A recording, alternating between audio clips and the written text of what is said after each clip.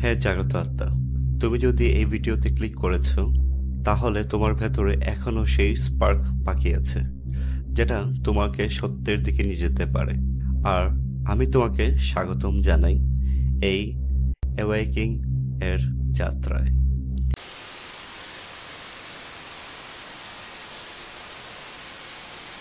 আচ্ছা, আমি যদি বলি, তুমি কি মনে করো তুমি যা দেখছো, যা ভাবছো, সেটা তোমার নিজের অরিজিনাল থটস? আজকে আমি তোমাকে এমন একটা রিয়েলিটি বলবো যেটা শুনলে তোমার পুরো ওয়ার্ল্ড ভিউ শেক হয়ে যাবে। তুমি বুঝতে পারবে যে তুমি আসলে একটা জায়ান্ট ম্যাট্রিক্স এর ভেতরে ট্র্যাপড। কিন্তু গুড নিউজ হলো, এই ম্যাট্রিক্স থেকে বের হওয়ার উপায় আছে। আর যারা বের হয়েছে তারাই সেই সাকসেসফুল 10%। তাহলে শুরু করা যাক আজকের কনভারসেশন। দেখো বন্ধু, তুমি জন্ম থেকে একটা সিস্টেমেটিক ডিসিপশন এর ভেতরে আছো। আর এটা কোনো কনস্পায়ারি থিওরি না, এটা পিওর সায়েন্স এবং সাইকোলজি। স্ট্যামফোর্ড ইউনিভার্সিটি এর প্রফেসর ডোনাল্ড হফম্যান এর গ্রাউন্ড ব্রেকিং রিসার্চ বলেছে যে আমাদের ব্রেইন আসলে রিয়েলিটি শো করে না, এটা একটা সিম্পলিফাইড ইন্টারফেস শো করে, ঠিক কম্পিউটারের ডেস্কটপ এর মতো। তুমি ডেস্কটপে ফোল্ডার দেখো, কিন্তু অ্যাকচুয়াল ডাটা বাইনারি কোডে থাকে, তাই না? সেম ওয়ে, তুমি যা দেখছো সেটা অ্যাকচুয়াল রিয়েলিটি না। আর এই ডিসেপশনটা শুধু বায়োলজিক্যাল লেভেল এ না, এটা সোশ্যাল এবং সাইকোলজিক্যাল লেভেল এও আছে। এখন কি ভাবছো? তুমি মনে করো তুমি ফ্রি থিঙ্কিং করো? তুমি মনে করো তোমার অপিনিয়ন্স তোমার নিজের? ব্রাদার, এবার আমি তোমাকে হার্শ ট্রুথ বলি। তুমি ছোট থেকে বড় হয়েছো, কিন্তু তোমার মাইন্ড ইন্ডিপেন্ডেন্টলি বড় হয়নি। তোমার চিন্তা ভাবনা শেপ হয়েছে তোমার ফ্যামিলির বায়াসেস দিয়ে, স্কুল এর লিমিটেড কারিকুলাম দিয়ে, সোশ্যাল মিডিয়া এর অ্যালগোরিদম দিয়ে, টিভি অ্যাডভার্টাইজমেন্ট এর সাইকোলজিক্যাল ম্যানিপুলেশন দিয়ে, পলিটিক্যাল প্রপাগান্ডা দিয়ে। এমআইটি এর নোয়াম হমস্কি তার ম্যানুফ্যাকচারিং কনসেন্ট বুকে দেখিয়েছেন কিভাবে ম্যাস মিডিয়া আমাদের অপিনিয়ন ম্যানুফ্যাকচার করে। আর এডওয়ার্ড বার্নার্স, যিনি পাবলিক রিলেশনের ফাদার, তিনি ওপেনলি বলেছেন যে মাসকে ম্যানিপুলেশন করা যায় আনকনশিয়াস ডিজায়ার ট্যাপ করে। রেজাল্ট কি? তুমি একটা প্রোগ্রাম পাপেট হয়ে গেছো, যেদিকে কারেন্ট নিয়ে যায় সেদিকেই ফ্লোট করো। আর এইভাবেই তুমি সেই 90% কমন পিপুল এর পার্ট হয়ে গেছো। এখন প্রশ্ন হলো, এই ট্র্যাপ থেকে বের হওয়া যায় কিভাবে? আর সেই সাকসেসফুল 10% আলাদা কি করে হলো? চলো কয়েকটা এক্সাম্পল দেখি। অ্যালন মাস্ক, তিনি ফার্স্ট প্রিন্সিপাল থিঙ্কিং ইউজ করেন, মানে কনভেনশনাল উইজডমকে চ্যালেঞ্জ করেন। রকেট এক্সপেন্সিভ কেন? কারণ ম্যাটেরিয়াল এক্সপেন্সিভ, নাকি কারণ আমরা রং অ্যাপ্রোচ নিয়েছি? স্টিভ জবস, থিঙ্কিং ডিফারেন্ট ছিল তার ফিলোসফি। তিনি বলতেন, the people who think they are crazy enough to change the world are the ones who do. Nikola Tesla, তিনি কনভেনশনাল সায়েন্স এর লিমিটেশন অ্যাকসেপ্ট করেননি। তার ইনভেনশনস আজও আমাদের গাইড করে। এদের কমন প্যাটার্ন কি? প্রথমত, they think for themselves first. এটা সেলফিশ মনে হতে পারে, কিন্তু এটাই ট্রুথ। তুমি নিজেকে হেল্প না করলে অন্যদের হেল্প করবে কিভাবে?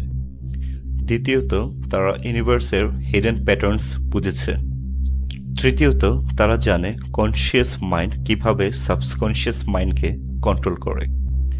ডক্টর জো ডিসপেনজা এর রিসার্চ বলছে যে আমাদের 95% ডিসিশন আসে সাবকনসিয়াস মাইন্ড থেকে, কনসিয়াস মাইন্ড থেকে মাত্র 5%। সো যারা সাকসেসফুল তারা এই সাবকনসিয়াস প্রোগ্রামিং চেঞ্জ করতে পারে। আর এখানেই আসে মেইন ফিলোসফি। তুমি তোমার নিজের রিয়েলিটি এর কিং, তুমি তোমার নিজের ইলিউশন এর মাস্টার। শুধু তুমি এটা চেঞ্জ করতে পারো। ভাবো তো, যদি রিয়েলিটিটাই আমার পারসেপশনের উপর ডিপেন্ড করে, তাহলে আমি নিজেকে নিয়ে লিমিটেড কেন ভাববো? আমি কেন নিজেকে আন্ডার এস্টিমেট করব?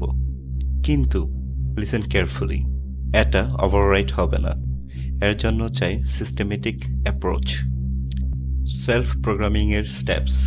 Number 1, morning ritual. প্রতিদিন সকালে নিজেকে বলো, আমি আমার রিয়েলিটি এর ক্রিয়েটর। Number 2, question everything. যা কিছু তোমাকে বলা হয় সেটা ব্লাইন্ডলি অ্যাকসেপ্ট করো না, আস্ক হোয়াই। Number 3, visualisation. তুমি যা অ্যাচিভ করতে চাও সেটা অলরেডি হয়েছে, এভাবে ভিজুয়ালাইজ করো। ব্রেন ডিফারেন্স বোঝে না রিয়েল আর ইমাজিন এক্সপিরিয়েন্সের মধ্যে। Number 4, read biographies. Successful people কীভাবে থিঙ্ক করে সেটা স্টাডি করো। Number 5, limit input. Social media algorithm যেন তোমাকে কন্ট্রোল না করে। তুমি কনসিয়াসলি চুজ করো তুমি কি কনজিউম করবে। নাম্বার 6, ক্রিয়েট মোর দেন কনজিউম। শুধু কন্টেন্ট কনজিউম না করে নিজেও কোনো না কোনো কিছু ক্রিয়েট করো। স্ট্যানফোর্ড এর ক্যারল ডেওয়েক এর গ্রোথ মাইন্ডসেট রিসার্চে দেখানো হয়েছে যে আমরা আমাদের অ্যাবিলিটিস ডেভেলপ করতে পারি কনসিস্টেন্ট এফোর্ট দিয়ে। আর এবার সবচেয়ে ইম্পর্টেন্ট পয়েন্ট হলো, তোমরা তোমাদের চিলড্রেন বা ছোট ভাই বোনদের এই মেন্টাল স্লেভারি থেকে প্রোটেক্ট করো। কিভাবে তা এখন বলছি। তাদের শেখাও ক্রিটিক্যাল থিঙ্কিং করতে, তাদের বলো কোয়েশ্চেন করতে, তাদের এনকারেজ করো ডিফারেন্ট পার্সপেক্টিভ এক্সপ্লোর করতে, তাদের শেখাও মিডিয়া লিটারেসি, তারা যেন বুঝতে পারে অ্যাডভার্টাইজমেন্ট তাদের কিভাবে ম্যানিপুলেট করে। আর এটা মনে রাখবে যে নেক্সট জেনারেশন এর ফিউচার অ্যান্ড ফ্রিডম তোমাদের হাতে।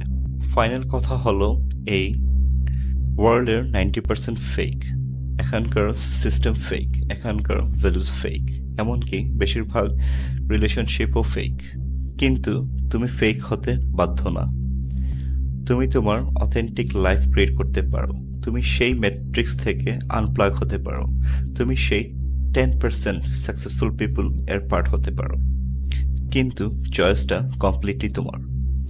তুমি কমফোর্টেবল লাইয়ে থাকবে নাকি আনকমফোর্টেবল ট্রুথ ফেস করবে। এখন সবার শেষে দেখো ভাই, ইউনিভার্স এর ফান্ডামেন্টাল ল হলো energy exchange, give and take. আমি তোমাকে লাইফ চেঞ্জিং নলেজ দিলাম, এখন ইউনিভার্স ব্যালেন্স করতে চায়। তুমি যদি জেনুইনলি মনে করো এই কন্টেন্ট ভ্যালুয়েবল, তাহলে সাবস্ক্রাইব করো, কিন্তু আমার জন্য না, তোমার নিজের এভলিউশনের জন্য। কারণ আমি জানি তুমি যখন এই জার্নিতে আমার সাথে কানেক্টেড থাকবে, ইউনিভার্স আমাকে আরও পাওয়ারফুল কন্টেন্ট ক্রিয়েট করতে ইন্সপায়ার করবে। এটা কোনো বেগিং না, এটা ইউনিভার্সাল ল। এনার্জি যেখানে অ্যাপ্রিসিয়েট হয় সেখানে এক্সপান্ড হয়। তাহলে তোমার ইনার ভয়েস এখন কি বলছে? তো ইনশাল্লাহ পরবর্তী দেখা হবে নতুন কোনো একটি কন্টেন্ট নিয়ে। Till then, take care.